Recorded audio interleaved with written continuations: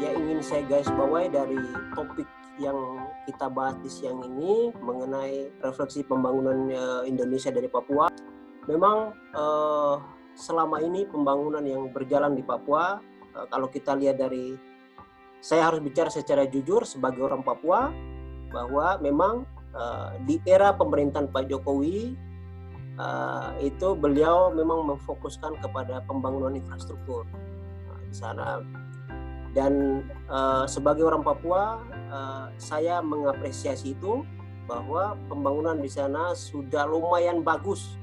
Hari ini saya mau bicara tentang regulasi, yaitu Kepres Presiden nomor 17 itu yang mengatur tentang pengusaha asli Papua.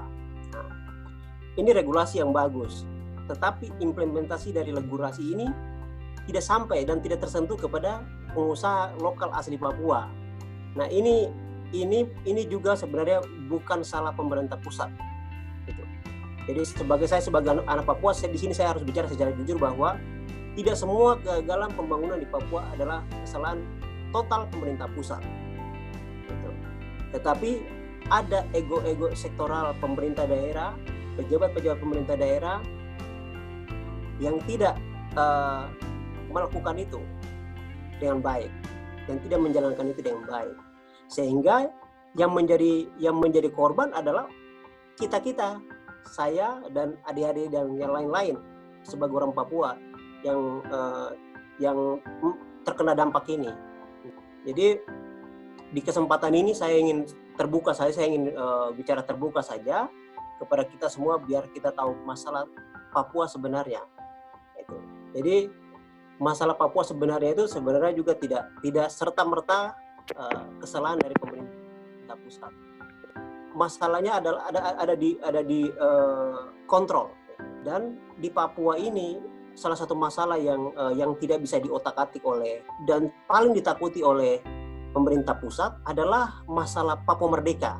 Nah, ini salah satu masalah yang banyak pejabat daerah di Papua. Ini saya harus terbuka bahwa banyak pejabat daerah di Papua itu menggunakan isu ini untuk menakut-nakuti Jakarta, gitu.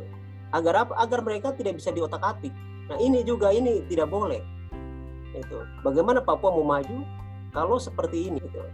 Kalau masyarakatnya dibenturkan seperti ini. Nah, ini cara-cara yang salah. Cara-cara kita membangun Papua secara salah. Bicara pembangunan itu bicara tentang kebijakan negara memang. Bicara pembangunan itu adalah konteksnya kebijakan negara, baik skala nasional maupun skala lokal.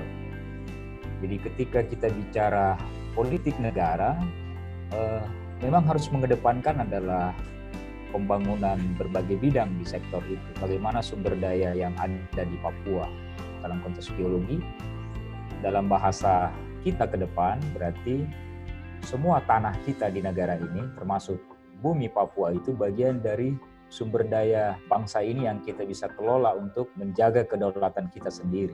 Kemandirian bangsa ini harus dijaga mulai sejak sebelum merdeka dan sampai hari ini. Tugasnya generasi kita, generasi hari ini, tentang HIPMI yang tadi dipaparkan juga, itu bagian dari tugas generasi.